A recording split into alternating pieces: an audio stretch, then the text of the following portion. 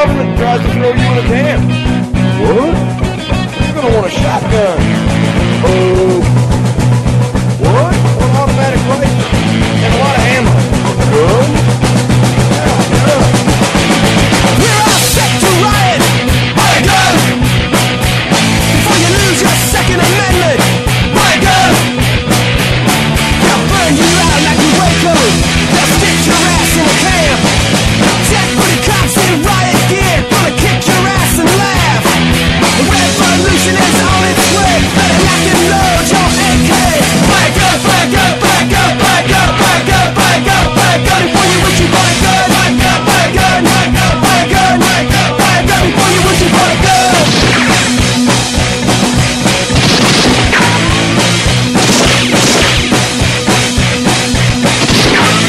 We're all set to riot. Back up! Before you lose your Second Amendment. Back up! They gave your money to the banksters. They stole your pension funds. It's time that we took to the streets. It's time we had our turn. A revolution is on its way, and the founding fathers would say, back up, back up, back up, back up, back up, back up, back up. Before you wish you bought a gun. Back up, back up, back up, back up, back up, back up. Before you wish you bought a gun.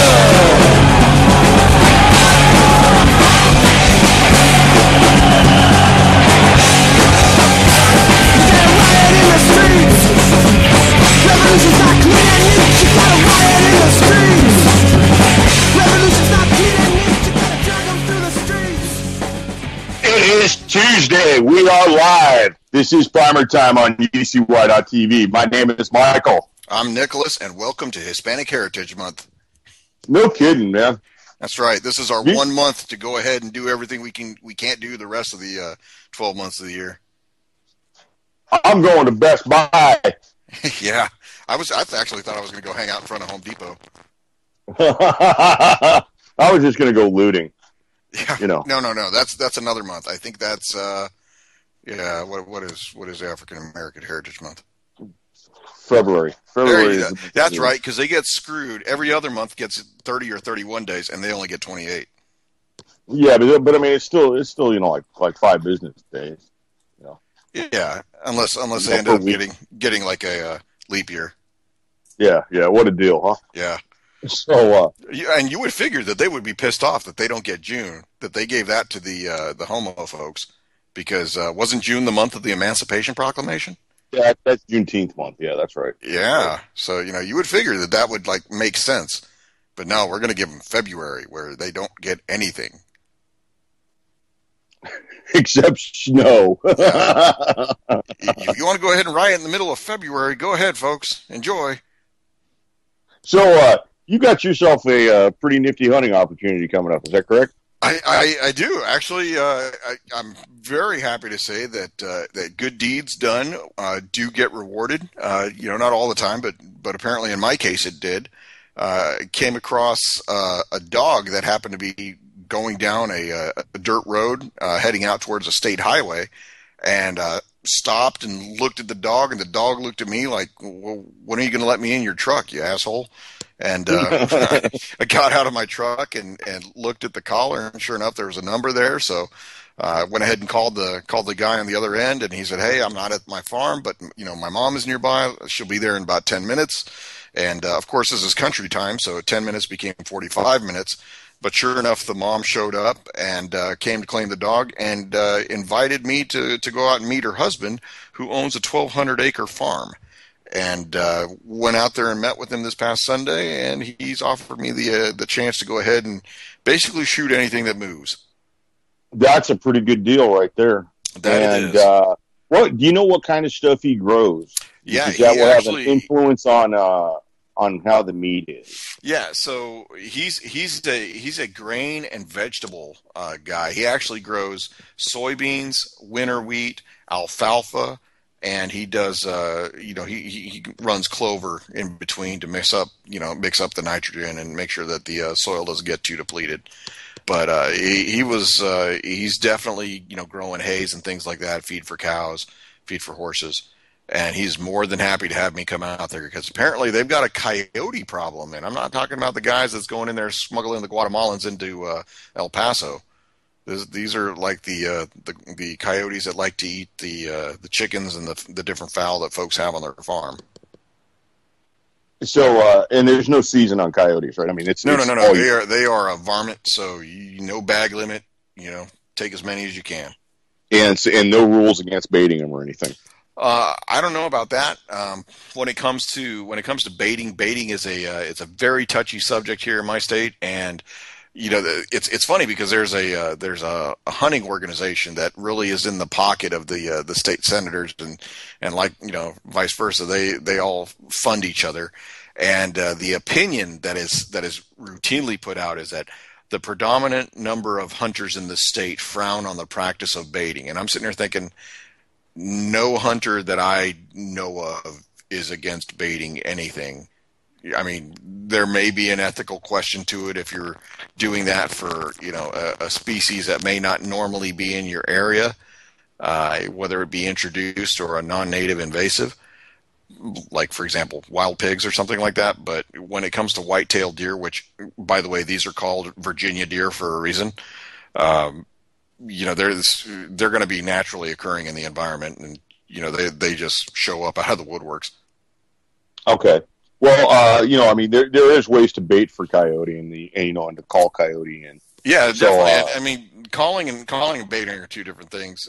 When you say baiting, I'm thinking of setting out some stinky chicken or something. Yeah, actually, what I would do is probably the remainder of whatever whitetail deer I shot, whether it be the lungs, the stomach, the intestines of the whitetail, that would go into a bait pile, and I would, set up 50 yards, 50 yards, 100 yards away from it, and the scent. Just on the cleanliness factor of it, I would almost rather go pick up a chicken than have to haul guts around.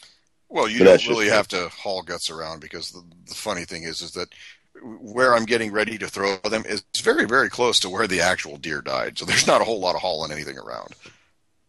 That's pretty nice. The times that I've gone coyote hunting, we've just taken some chickens that we, this is back when fryer chickens were 19 cents a pound. And we'd take 2 or 3 of those and, probably $3 worth of chicken, and let them sit outside for a little while so they get nice and rank, and then drive them up and then kind of chuck those around. That usually brought the coyotes out fairly quickly. Yep, the olfactory senses will bring them in on the food. It was not necessarily a pleasant drive, so that's kind of what I was referring to as, if you're going to haul guts around. Oh, yeah. And like I said, everything that I do with them, whether it's, fox out here is a touchy subject because they have the old tradition of English style fox hunting, where the horses and the beagles do all the work. Fox are kind of sacred out here, so coyotes are the vector of choice to go ahead and dispatch. But the farmer actually told me he had 24 chickens that his wife was tending to, and after their herding dog passed away, within 2 weeks, all of those chickens were dead. Oh yeah. Go on out there and give the old man a hand. Yep. So the cool thing is that dozen eggs out of it too. Yeah, I mean the cool thing is that he lives in a county about 2.5 counties away from me, so it is about an hour distance, and he's just happy to have me out there. I've got a partner that we're going to go out there that, like I said, 1,200 acres is a lot of place to be able to shoot. And that's the big thing, is that he's willing to let me use rifle, shotgun, whatever legal method I can use. And he's more than happy to not only let me shoot the deer, he's very much happy to let me take it, because he doesn't like the taste of deer. He said he'd rather have a T-bone. Let me ask you, is he going to have any problem with letting you set up a stand, or are you just going to have to use, just kind of hoof it? No. He's got a son, and his son does have a box blind that he set out.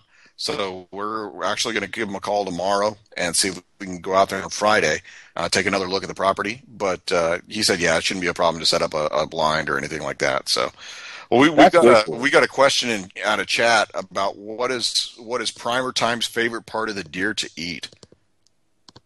I like backstrap. Okay. So that's one. I'm actually a fan of the tenderloin.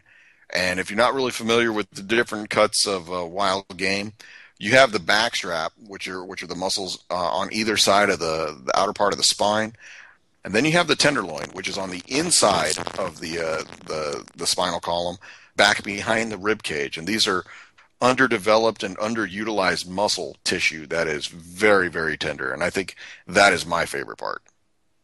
Yeah, I like backstrap. Backstrap is absolutely my favorite. But when it comes to deer, but I'm really not picky. I have a friend who makes some excellent deer sausage. There's a guy who's, I'd say he's probably about 20 miles down the road. He makes excellent deer sausage as well. So, Yeah. I like pretty much all of it. Not eyeballs or guts. I'm not an eyeball or gut or brain fan. Yeah. And that's one of the things, as we are getting ever so close to hunting season, and processing deer is or any wild game for that matter. Processing deer, though, is something that most folks should probably look how to do, so that way they can go ahead and put a little bit of meat in your freezer, and not only that, you have the satisfaction of knowing that you've taken something that is free range, is GMO free.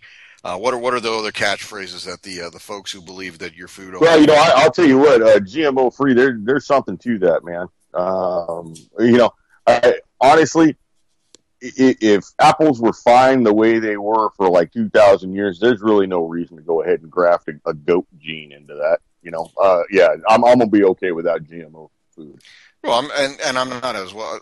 The thing that I like to see is that there's a segment of the population, there's a large group of people that think that your meat that you purchase from the store shows up in that meat case and on that butcher's block magically, and that it wasn't dispatched in a certain way, whether it was farmed, because there are deer farms, there are farms that raise beef cattle, or whether it was wild and it was sold to that butcher who's gone ahead and done the work to get it ready for sale.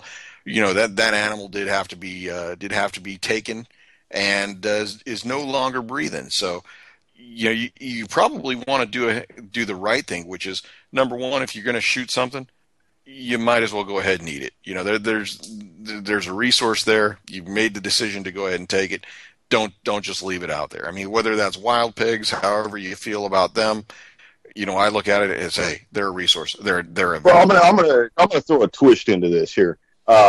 Recently, there's been a picture of a hog that has been sliced open, and it is blue. The fat on the hog is blue. Have you seen this picture? That I have not. But then again, I'm not a guy that's hanging out on the computer all the time. Well, yeah, you've got a job and whatnot. But there's a picture of, I believe it was in California. It was a guy who had taken a hog, and when he went to open it, it was blue. The fat was blue. And you can see the meat. The meat didn't appear to be, discolored by any means, but the fat was blue. And there's been several schools of thought. One is that it's an alien pig, and two is that this pig has drank from a porta potty, from the blue water inside of a porta potty, and the other option is that it has eaten a large portion of rat poison, of industrial decon, and that's got a blue dye, a pretty potent blue dye in it, and I kind of lean towards it's the rat poison. Yeah, I don't know. All the training that I went through on the physiology of deer and wild game, pigs specifically, they don't cover what changes the fat colors.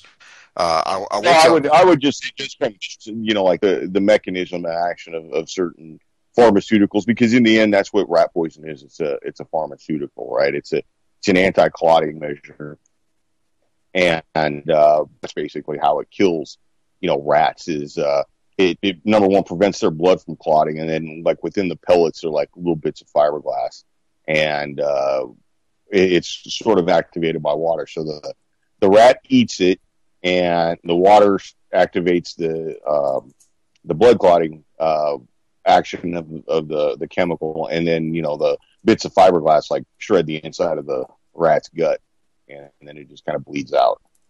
Yeah, the way I look at it is that first off, if you're gonna go ahead and shoot a pig for consumption, you definitely need to take some precautions. I know we've covered this before, but if you ever decide to take and kill a wild boar for consumption, you definitely need to get it tested by a veterinary inspection for trichinosis.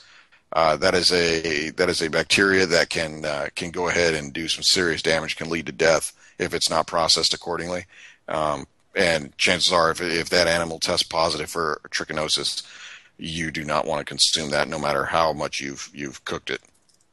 And if one animal tests positive for trichinosis, what's the likelihood of it in other animals? In that group, it's highly likely, because what that means is that wherever that one hog picked it up from, whatever carrion source that it ate from, chances are the other hogs in that group have done the same thing. Okay, all right.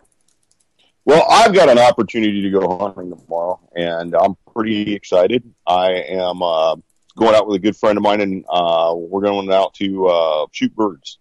So I'm pretty excited. There you go. You're getting some wing shooting in. Take me a couple of shotguns and about five boxes of shells, and be out there banging them by about 7 o'clock in the morning, and probably end up, I'm guessing, be done by about 8:30, 9 o'clock, I would imagine, at the latest.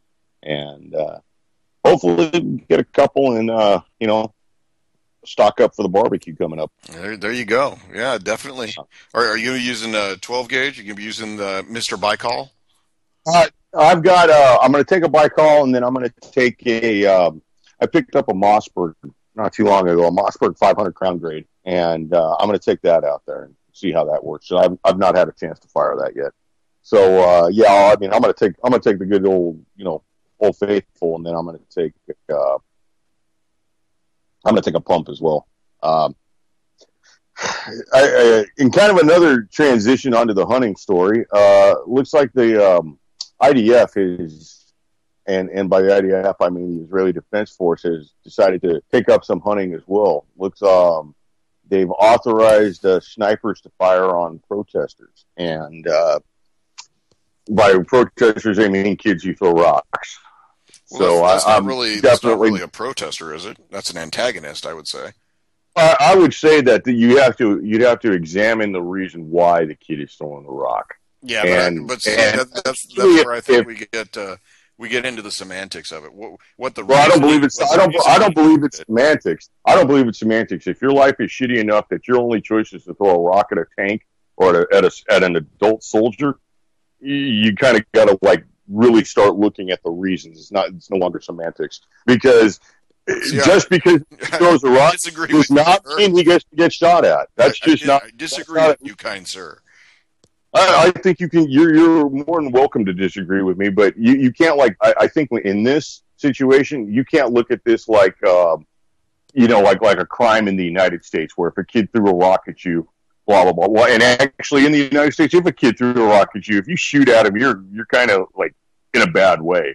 You're gonna be paying for that one. Well, and this I'll tell you, looking at it from my point of view versus the guy that may be in an occupied territory who has a specific mission to do that. There's different ways of looking at it. And I think his mission is to live free. As you know, I mean, you can't really say that a 13-year-old kid's got a mission. I just really don't. I don't. No, in that part of the world, you actually can. Because you got to remember, a 13-year-old in that part of the world is not equal to a 13-year-old in this part of the world. Where a 13-year-old in this part of the world is addicted to texting and Facebook and Justin Bieber and whoever else. You don't have that on that side of the planet, and those guys are addicted to. It's interesting is that kids in that age group are viable targets either side of the fence. Right, but in my view, if you've got, it's really hard for me to sympathize with the man with his hand on the button who, when he flinches, kids die. I really, I don't care how many rocks them kids throw at Israelis. Jesus Christ, I wish they had rifles. I wish they had rifles to shoot at the Israelis. I want those people to be free. I don't think Israel's doing the right thing, and I think Israel's a bad neighbor to the whole fucking planet.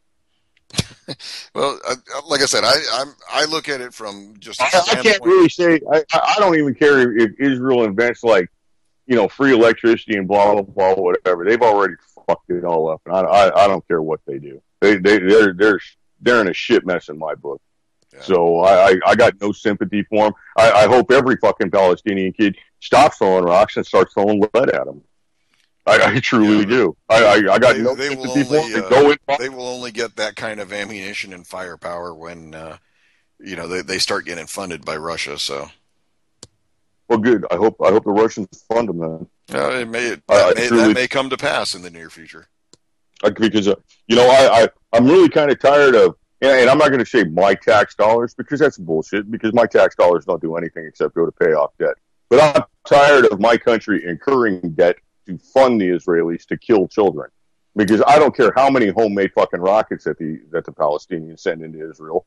There's no excuse for them coming back with weeks of jet fire and their jet fighters and white phosphorus and bombs are blowing up entire city like apartment blocks. I mean, that's just disgusting. You know? And like I said, there's no there's no shortage of I guess what we would call atrocities. Destroying an entire apartment block because you're trying to use a Hellfire missile from an Apache helicopter being aimed at a hatchback sedan that's driving through the neighborhood. That is not an appropriate and scalable use of force. That would not pass. That would not pass any test. I think the white phosphorus thing that's just disgusting. And every bit of defense that they give it, so it can provide illumination. Yeah, what? So you can see by the fucking burning bodies on the ground? Jesus H. Christ, that's the worst fucking excuse I've ever heard. But as far as this subject goes, they are arming. The IDF now has taken in a special order of Ruger 1022s, which really kind of disturbs me because Ruger is a company I like, and I don't know if this is a special deal with Ruger to them or they're getting them, off the retail market or whatever. But I think at $10,000 or at 10,000 units, they've made a deal with Ruger, and it's 10,000 rifles, it's 40,000 magazines, and then I don't know exactly how much 22 ammunition it was. They must be finding the stuff that I can't find. Well, that's another point, right? So we're going to look at the price of Ruger 1022s going up. I'm kind of disgusted with Ruger if they've made a decision to deal with the Palestinians. And the horrible thing about this is the media, when they do report on this, is calling these less than lethal munitions. Yeah, so that is something right there that I actually have quite a bit of experience with.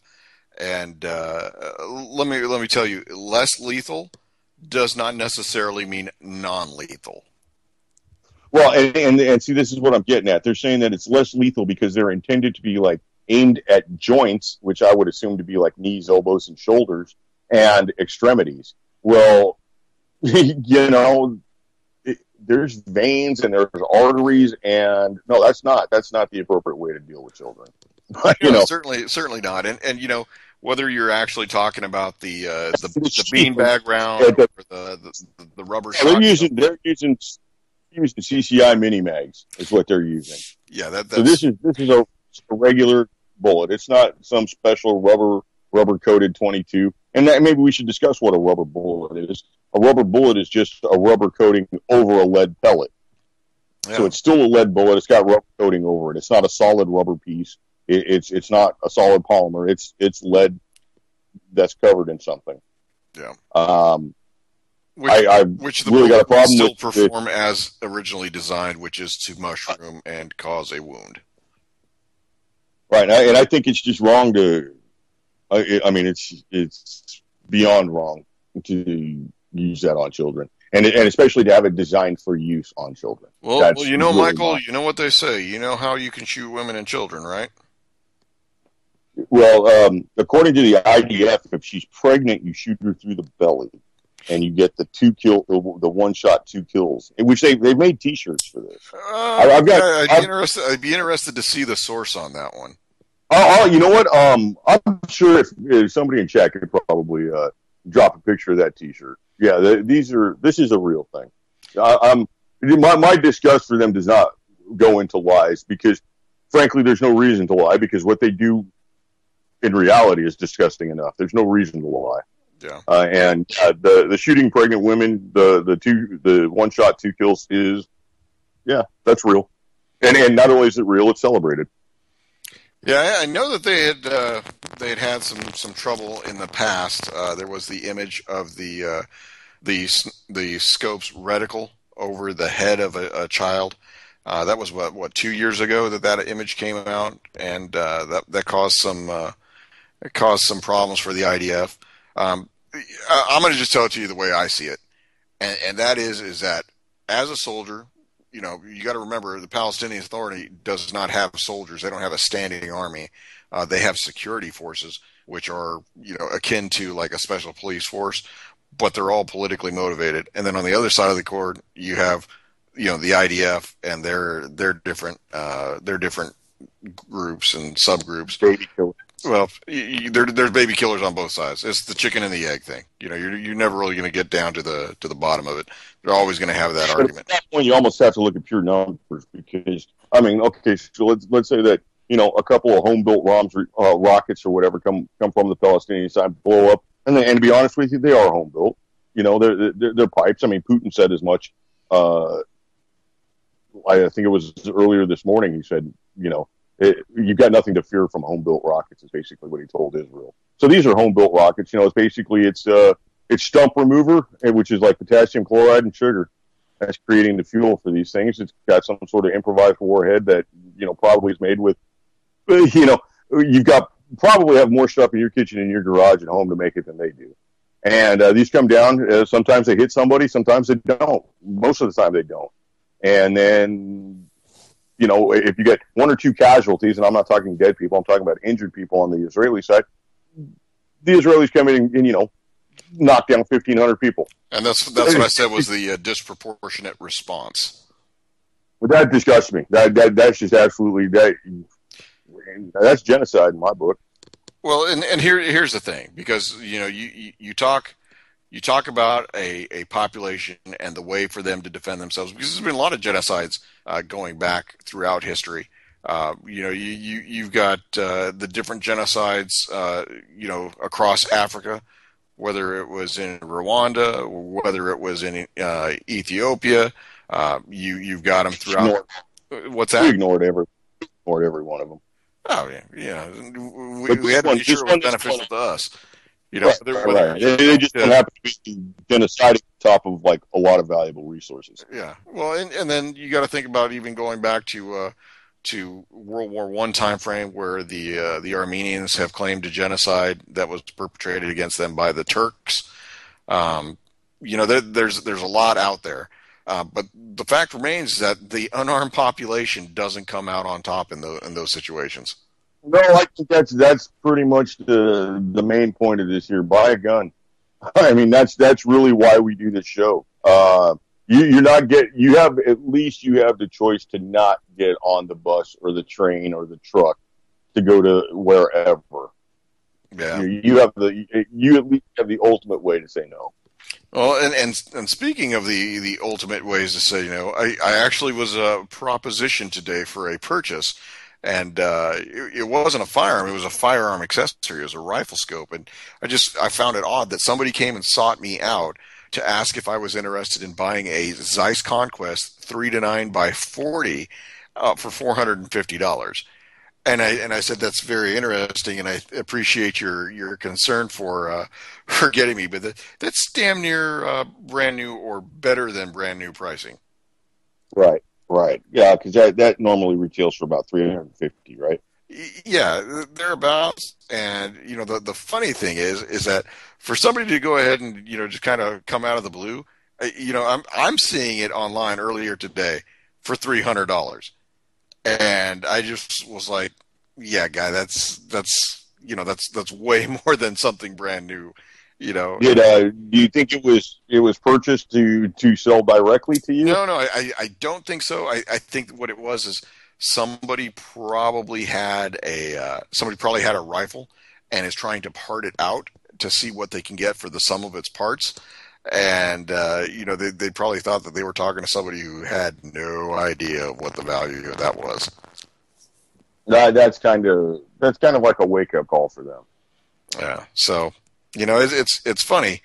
Because, like I said, I've really seen the bottom of the used market really fall out. I mean, I'm not seeing anything moving on the gun boards. It's the same ad with 52 different bumps, 6 pages of bumps, and everybody wants you to come to them. The only way that they'll do a trade if there's additional value on their end. I'm sitting here thinking, I was like, God, who taught these people how to bargain? Well, I think they're bargaining out of desperation because the economy, well, frankly, the economy's in the toilet. Yeah. And I mean, I'm seeing somewhat the same in my area in the used market. I'm seeing, number one, I see it in AR-15s, and I think there's a lot of buyer's remorse there with guys who bought AR-15s during the rush and paid a pretty penny for them, and they want that pretty penny back. Yeah, they do. And like I said, we have, where I work, we have a couple of guys that are some home-based FFLs, and occasionally what we'll see is, a brand new in box, a pistol or an AR, and the guy is firm on his price, and he always makes sure that he puts in there, what the sales tax is for the state and what the MSRP is, to like make me think that, hey, since he got it for this amount, that I should buy it for this amount, knowing full well that that's not what he got it for. And number one, number two, the reason he got it in the first place because somebody wanted to buy it and then backed out. Yeah, so he needs you to pick up his mess. Yeah, I think that's kind of common with gun shops, and especially with home-based FFLs. I think a brick and mortar store has a greater opportunity to turn that product to a different customer. But with the home-based stores, yeah, you're going to see a lot of advertising for like these little custom items and one-offs and the zombie lever action. Tactical lever action model from Mossberg that they just had to have that then they realized they didn't have the $600 for this pile of crap. Right. And getting back to the scope, I mean, quality as ice is very good. And I do have a rifle in mind that I could use it on. But just the sheer fact that, the guy wants $150 over what I know to be selling price for brand new, I have to shake my head and say, no, thank you. Yeah. Well, you see it also with guys, selling pickup trucks. There's plenty of guys out there with 2 and 3 year old pickup trucks that they just want you to take over the payment and give them also $7-8 grand to cover what they put into the truck. And no, that's just not how it works. You're going to have to keep that $750 payment. That's yours, buddy. Yeah. Well, there's other news we got going on. I see in chat everybody's excited for. His eminence being in the DC area. It's snarled traffic for all of us federal workers anywhere they're out there on the Beltway. That's an interesting thing because the Pope drives in a open motorcade, and he's been known to get out of the Pope mobile. He took a Fiat today. After he landed, he did not get into the limousine offered, and he took a little Fiat. Yeah, he got into his little Cinquecento. Yeah, so I think this is interesting. If I was a betting man, I'd short New York and go long potassium iodide pills. I think the target opportunity in the next couple of days is just a little too rich. Yeah, you got the UN General Assembly coming up. You got the Pope and. Man, that's just too tempting to, if you got to increase the war on terror, I think this is a perfect way to do it. No, I think that while that outside that falls outside the realm of not reality, but like I said, I think it falls outside the realm of probability. Maybe probability, but yeah, we didn't think we never thought it was probable that cave-dwelling Afghans or cave-dwelling Saudi Arabians would launch planes into towers, right? That was Yeah. always outside the Well, realm no, of no, no. possibility. That was just the oversight. You got to remember that they had a whole congressional Right. study about that. That was an oversight. The funny thing is that you and I had a conversation about being a lapsed Catholic and a no longer Catholic, and I'll tell you that part of the reason is that my individual beliefs are wholly inconsistent with where this church has gone, and whether it be my beliefs on firearms ownership or the right of the individual to defend themselves and to protect their property and to not have their hard earned money go for people who don't do the same thing. Yeah, I find myself at wholly inconsistent positions with this church. I find myself in differences with the church for completely other reasons. And I have a problem with the actual institution. For the most part, and I think it's across all religions. I think for the most part, the people are good. It's a decent set of rules to be brought up by, but it's a set of rules that puts you at a disadvantage in real life because there's a group of people out there that don't follow them same rules. Well, you got to figure, religion isn't all that bad because the first people to brew any kind of alcohol, whether it be beer, the original beer, those guys were monks. So, at some point, yeah. Well, I mean, you'd have to grow some beer. You'd have to grow some kind of beer, some sort of like intoxicant to put up with that bullshit. I think. Yeah, that chanting gets old after a while. This is making me drink. Yeah. So yeah, the funny thing is that I remember at a time where the folks didn't really tend to mix the religious services aspect and politics because churches are not for profit organizations. They're protected in the tax codes, but more and more so, I see clergy members and pontiffs as of late, extolling the virtues of why certain countries should follow certain paths, and I think that's a gross overstepping of boundaries. And I'm going to tell you this: the Pope said that air conditioning was bad. Oh, and yeah. The Pope has never. This Pope has never been to South Texas in August. Yeah, he can kiss my ass on that one. Come and take it, Mr. Pope. Yep. So, the funny thing is, like I said, he wants to go out there and he wants to espouse his Peronist, leftist ideology from South America. He's more than welcome to do that. There's a lot of people in the world that follow, his every move and hang on it. I'm just not that guy. And yeah. Hope he has a nice trip and that everything goes well. But I'm not hanging on every word this guy says. You're not going to go and take a picture with the Pope.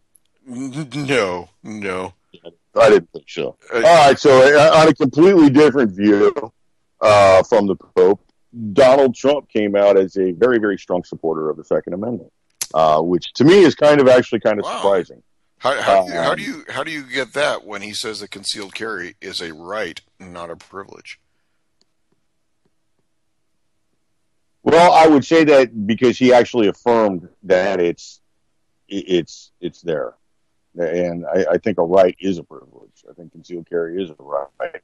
Well, we'll see that you look at it that way. I think that they're two distinctly different things because a right cannot be infringed. A right is God given and it's inalienable as what is laid out in our Constitution.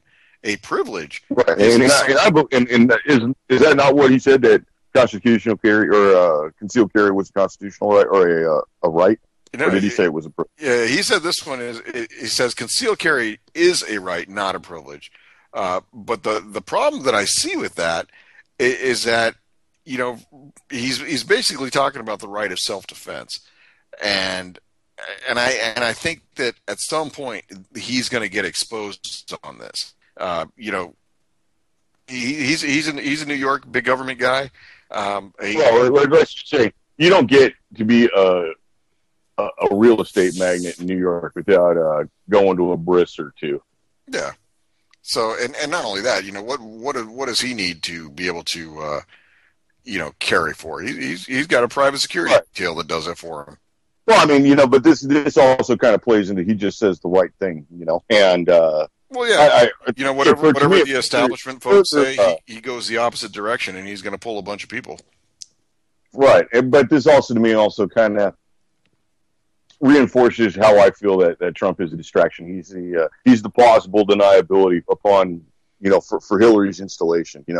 He created enough discord within the Republican Party that they couldn't get their shit together, and Hillary got elected. And I think that's what he's doing. Yeah, I mean, and I don't even think he's going to stick around that long. I think that most folks have by now read that Scott Walker, who was a presumptive front runner and a very, very strong candidate based on his record of dealing with trade unions and in his home state, he's exited the contest, and he's called on others that are currently in the running that have low poll numbers to exit as well. Because I think what you've got right here is you've got... We need to marshal forces against Donald Trump 15 months away. You may have to. I don't think it matters. I don't think it matters at all. And here's the thing, because you look at it this way. Nick, honestly, I think this whole political thing that's going on right now is a bigger spectacle than football. Yeah, I think you have as much a part in determining the outcome of the political process as you do in determining the outcome of the Broncos versus the Chargers. Yeah, I don't know. I'm probably one of that 75% of the country that thinks that the federal government is really like screwing the pooch. Well, here's the problem. You've got 70% of the people that think that government in one way or another, that as it is in our system, is screwed up. Whether it be Congress, whether it be the executive, whether it be the judicial branch, is ineffective or not trustworthy. If you had 70% of your employees that were not trustworthy for you as a business owner, what would you do? You'd probably fire everybody, right? I've said that if the United States government was a contractor that you hired to come out and do your roof, you'd have fired them and sued them for damages long ago. Yeah. Well, Michael, it looks like we got some questions out of chat, and I'm just kind of throwing it out there that we'll handle questions given to us in chat. The phone lines the last couple of times we tried to do the live radio have been calls for other shows. So, yeah, we'll go ahead and hold them on in here. Deal with Papa John's. We can't take message for them anymore. Yeah. This is Primer Time. We are taking calls for the next show. All right, so give me the question from chat there. Well, we got one from Vince. I think he's getting ready to drop one. And he says, "Watch out." Yeah, he says, "Is Ann Mill the best pistol?" And I'm not. Is a 9mm? There we go. Is a 9mm the best pistol? Well, I'll handle this one, Michael. And then you go right ahead because you may be wrong, but go right ahead. No, I'm gonna give you my opinion, and then I'll give you a chance to say what you got to say. First off, I think that's a very, very broad question. I think that there is a lot of different avenues with which you could go ahead and run that. There's categories that whatever the best scenario is. Blanket answer that I'm going to give you for the best pistol is one that you can fire reliably and that you have access to ammunition on. That's my best pistol answer for you. I would totally agree with that answer. I would say that is the correct answer. But in regards to his question of is the 9mm the best pistol, I would say that if you get into really what your needs for the pistol are do you need this pistol for self-defense, for home defense? Do you need this pistol to hunt with? Do you need this pistol for your job? It all kind of depends on your needs. And let's just say that this pistol is for home defense because I kind of know Vince a little, and I'm going to just kind of guess that's sort of where he's going with that. And I'd say, yeah, that a 9mm for home defense is reliable. It's sufficient caliber. It's got cheap ammunition. Usually the pistols themselves are not bank breakers. Yeah, I've got no problem with a 9mm for home defense. As a matter of fact, I like 9mm. 9mm is best millimeter in my book. Well, and see, I look at it. I look at it as bigger is better.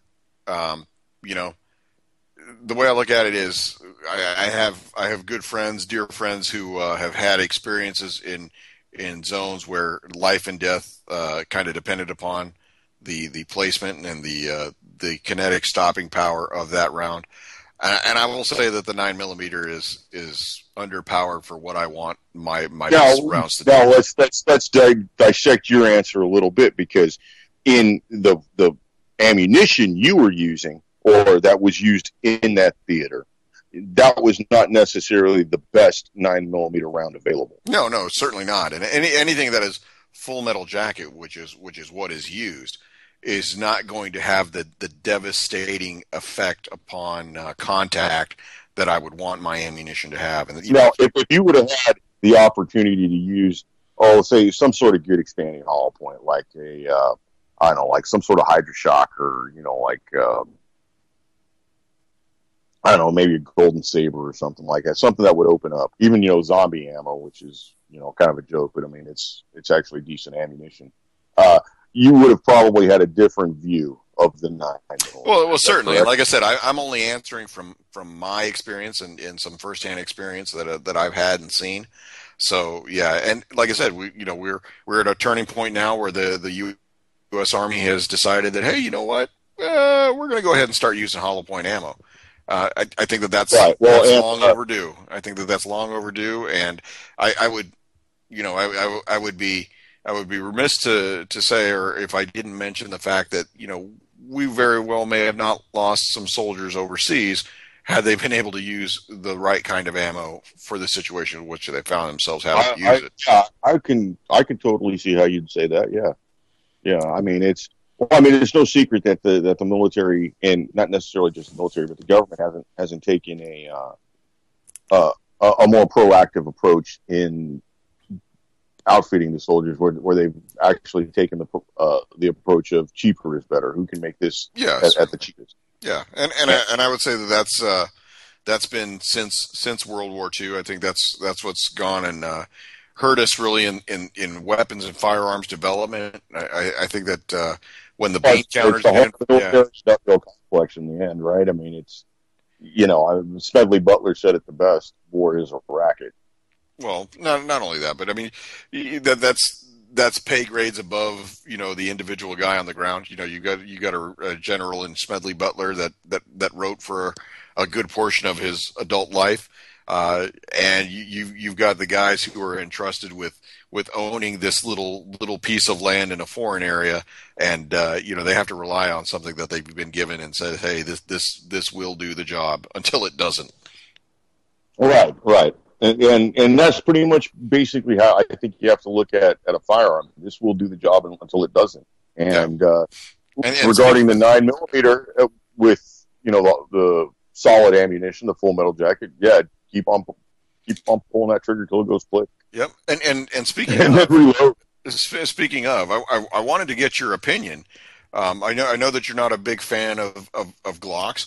But I wanted to know what your opinion is of doing a small modification that would be changing out the polymer guide rod for a steel guide rod. What would your opinion be on that?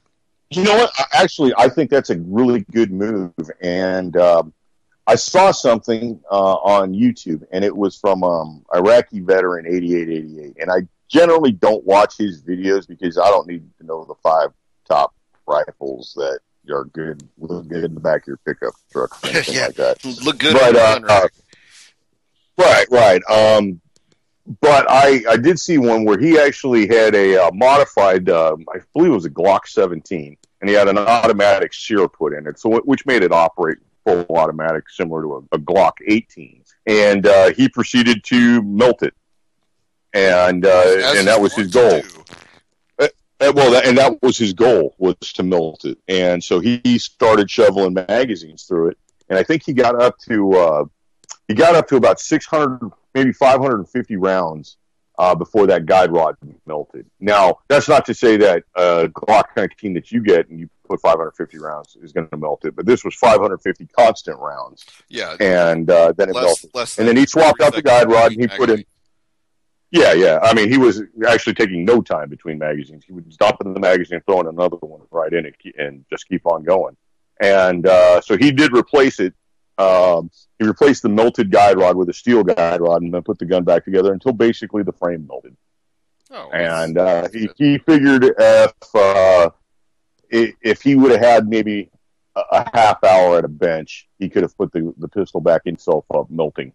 And but I think they got 1,300 rounds out of the pistol in pretty rapid fire. He did not dunk it in water or anything like that. Yeah, and I think he was dunking his hands in water to be able to hold the pistol. I think he dunked his hands in water, but he didn't actually dunk the pistol. And they had a thermal camera on it, and it was fairly interesting to see the spread of the heat through the pistol. And the whole thing was red on the thermal camera at one point. And with the barrel being white, the barrel and the slide being white. Right. So I mean, I would say go for it. If it's like less than $40 for the steel guide rod, I'd do it. Yeah, and I think I've seen some of the other guide rods that have a laser in them. That Laser Max guide rod is nice, but man, that's not $49. No, certainly not. Yeah. So I mean, the point is that you can certainly modify your pistol to meet your needs, and whether it's you need something that's going to be able to handle a little bit more heavy duty firepower, or I'll be honest with you, every pistol that I've ever had, well, in the recent past that had a polymer guide rod, I've replaced it, and a big one that you wouldn't think has a polymer guide rod in it is the Beretta 92F or 92FS. Those come from the factory with a polymer guide rod. Yeah. At least for commercial sales. And that's what you get when you try to save money. Right, and I have replaced that in mine with a stainless steel, and I think it was 26 for mine. Well, I mean, you think about it. You go from something that can physically melt to something that is not going to melt at all. That just makes sense. Yeah, I mean that you look at it at that part of your pistol is an investment. Why not go ahead and protect your investment? Right, and it almost kind of makes you wonder why didn't that part come from the factory? You're already paying, and that's the thing. That's just like why don't American rifles come with iron sights installed? Right. And I don't. That's something that you can go ahead and pay for. Yeah, but I don't know if the aftermarket, desire for a stainless steel guide rod is in the same league as that. I mean, but I guess in the end, every dollar helps, right? Well, yeah, certainly, and not only that, you got to take. Are you going to market this toward the once a month shooter? Or are you going to market this towards the guy who is constantly at a range or in his backyard putting rounds down? The guy who his guide rod melting. Exactly. So the way I look at it is cost effectiveness is a big part of it. So I'm assuming you're talking about with your Glock. What kind of price are you looking at? Oh, I haven't even done the research on it yet. I just wanted to get your take on it. I definitely do it. I think it's an upgrade that's not going to number one, it's not going to break the bank, and I don't know if it necessarily increases the reliability, but it's a nice touch to have. Yeah, that's what I figured. When it comes to Glocks, everybody hears the stories of the kabooms and trying to reduce that. In 40 caliber Glocks. That's really the only place I hear the story of the Glock kaboom. Yeah, I think I've seen one picture that got forwarded to me. A guy was reloading some hot pistol rounds and out of specs, so basically loading the pistol rounds hotter than they should be. Well, they also say that the Glock also has an unsupported chamber, and which means that the bottom of the brass doesn't have metal fully covering it, from the chamber. And they said that that's a weak point on it as well. Because, your honestly, guesses are going to follow the path of least resistance. So. Well, yeah, but I mean, that brass may be of least resistance at that time. The 40 caliber is a higher pressure round than the 9mm by a good portion. I mean, I think it's far more than 10%. Yeah, and not only that, I've seen some ballistic comparisons that really show that the 9mm does outperform the 40 caliber. The FBI went 9mm, so with the advances in ammunition, yeah. So there you go. There's your scientific knowledge for the evening. Your science stuff. Yeah. All right, so let's do something decidedly non-science. Let's do something that is completely common sense, and let's go into some gun safety. Oh, lay it on us. Drop that knowledge. All right. First rule of gun safety is every firearm is loaded until you physically and visually inspect and confirm that it is not loaded. Rule number 2 is remember where your muzzle is at all times. Do not point at anything you do not wish to destroy. Rule number 3, know what your target is and know what is beyond your target at all times. And rule number 4 is please keep the booger hook off the bang switch until you are ready to discharge the weapon. And I'd like to give a special shout out to the people in Chicago who do not pay attention to that. And we've got a 48 shot and 9 dead in Chicago over the weekend. So maybe... You ever think for a minute that the gang members in Chicago should be New York City cops? They've got a better hit ratio. I'm almost thinking that maybe we should do like a giveaway or something. We have people like kind of like a football pool, right? You pick the number of shot and the number dead in Chicago over the weekend. We can do it for Chicago and Detroit. And whoever comes up with the right number on Tuesday is wins. We're having one of our corporate sponsors to pony up something for that. I'll tell you what, I got a box of stingers. I'll send somebody. That's a pretty rich gift. I got a box of CCI stingers. I will postmark to whoever is the winner when we start this competition. So there you go. I guess next up, Yeah, that's a good way. That's a good way to get some repeat listeners here. So. Well, we're going to expand the PrimerTime family by getting folks to listen for some 22. That's right, and never let a good crisis go to waste, as Rambo says. Yeah, and he's in a world of hurt out there. $500 million in taxes. Yeah. Well, you deserve it if you live in Chicago. You should move. Yeah, you should move. Go figure. You should move it or vote harder. One of the two. Yep. So, word to the wise. Like I said, hunting season is almost here. If you haven't bought your license, go get one. Get out in the woods. Take a youngster with you. Teach them how to shoot. Let them do the fun stuff. Let them get the big buck. Let them get the meat. And make it a pleasurable and enjoyable experience for them. So that way they can go ahead and pass that on to a later generation. And really, we've got to get at the firearms culture in the United States, and it's really a good group of people. I think for the most part, firearms owners in the United States are really fine, upstanding humans, and the kind of guys you'd want to have come to your house for a barbecue or something like that. Well, mainly because they're probably going to eat meat. Well, and media doesn't like to show that. Media says that. That guy who's got a concealed weapon inside the grocery store is immediately going to start shooting it up. Yeah, he's the threat. So, Michael, I want to say a big shout to our listeners in chat. Big shout to buddy Chris. Jules, thanks for having us out here. Michael, appreciate it. Rick, it was wonderful. Thank you to UCY.TV. Everybody, do what the song says. Buy a gun. Time is short. Thanks a lot, people. Stick around. Good radio every night.